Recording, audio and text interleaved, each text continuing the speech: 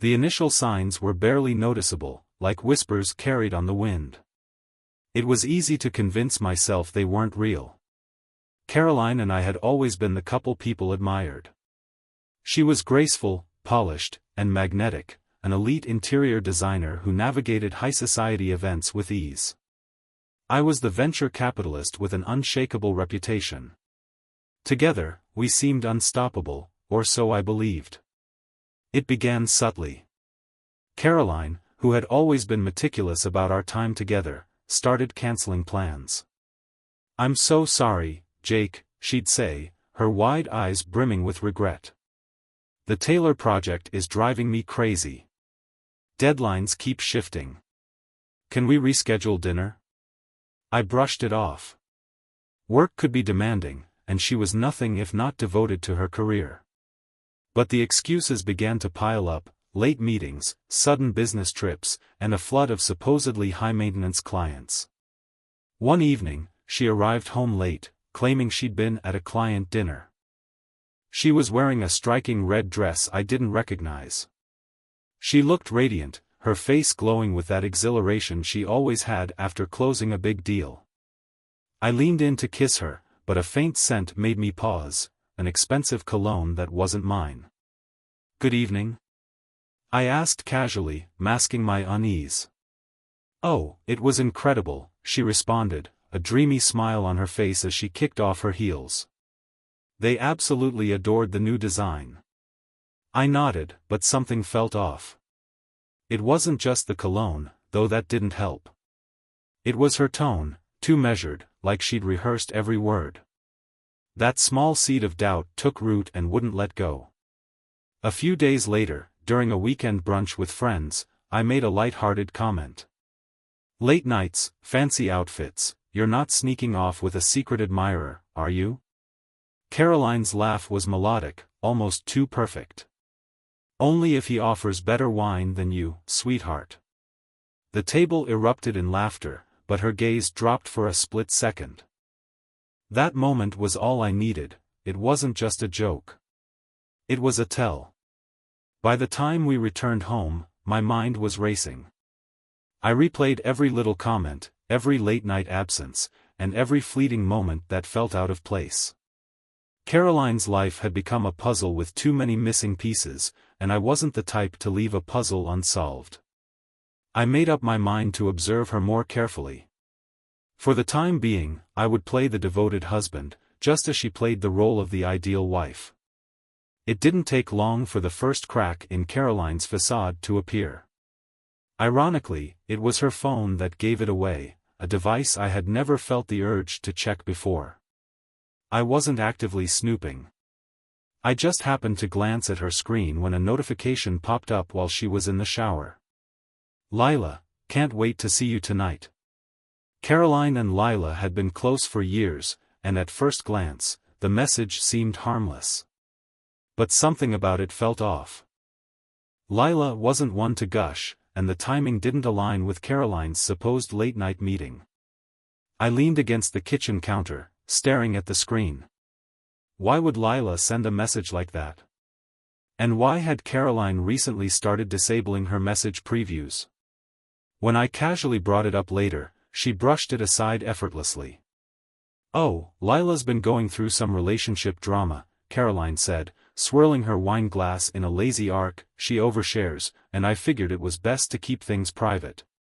Her tone was smooth, almost too smooth, calculated and rehearsed.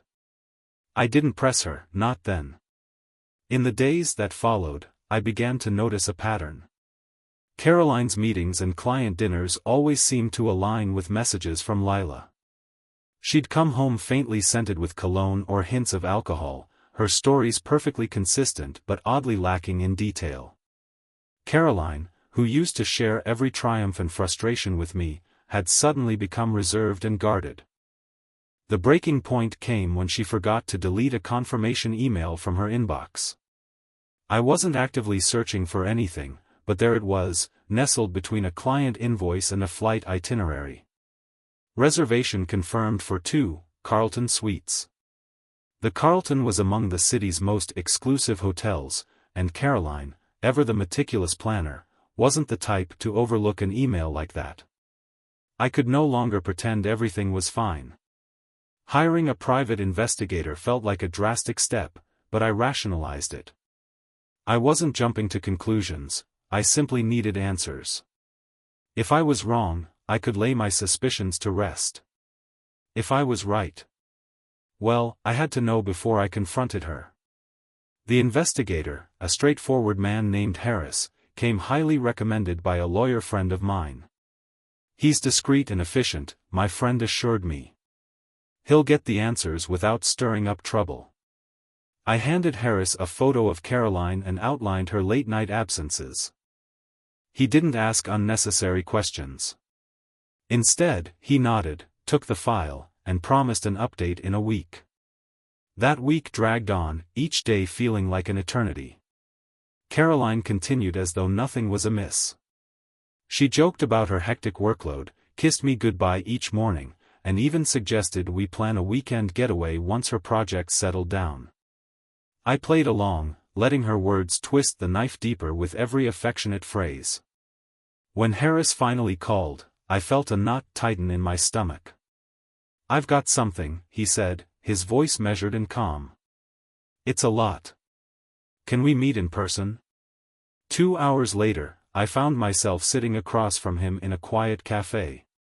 He slid an envelope across the table, its weight somehow foreboding. I hesitated before opening it, my hands suddenly heavy. Inside, I found photos, timestamps, and receipts. Caroline wasn't meeting Lila. She was meeting them. The first photo showed her at a rooftop bar, leaning toward a man I immediately recognized as Jonathan Davis, a senior partner at a prestigious law firm. They were laughing, her hand lightly resting on his arm. The next image was worse, Caroline exiting a luxury hotel arm-in-arm with Eric Fisher, a tech mogul who'd recently graced the cover of Forbes. And then came the final set of pictures. This time, the setting wasn't luxurious. It was a gym parking lot.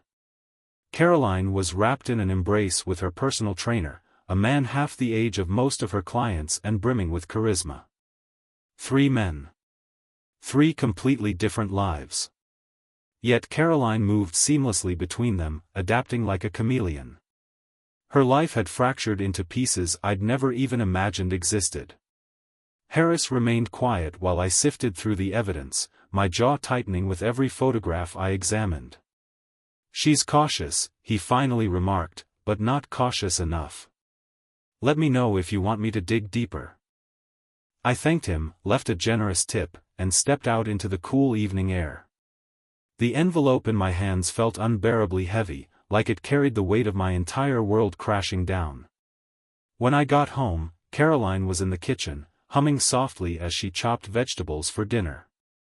She glanced up and smiled at me, her face bright and carefree, as if nothing had changed. "How was your day?" she asked, pouring me a glass of wine with a practiced ease. I returned the smile, calm and composed. "Oh, you know. Same old, same old." Inside, though, I was already strategizing. Confronting Caroline on the spot would have been tempting, and satisfying, but satisfaction wasn't my ultimate goal. Not yet. I understood her too well. She had a way of twisting the narrative, of positioning herself as the victim. A heated confrontation would only give her room to manipulate the situation, to paint me as paranoid or insecure. If I was going to dismantle her web of deceit, I needed to do it methodically, one thread at a time. Over the following week, I played the role of the loving, oblivious husband. I made dinners, surprised her with a couple's massage, and even arranged tickets for a night at the opera. Caroline, whether out of guilt or sheer overconfidence, seemed more attentive than ever. She laughed freely, wrapped her arms around me at every chance, and leaned into the illusion of our flawless marriage. But while she played her part, I was carefully observing.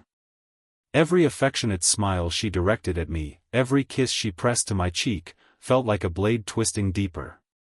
I kept my emotions in check, channeling my anger into quiet planning. I already had Harris's evidence in hand.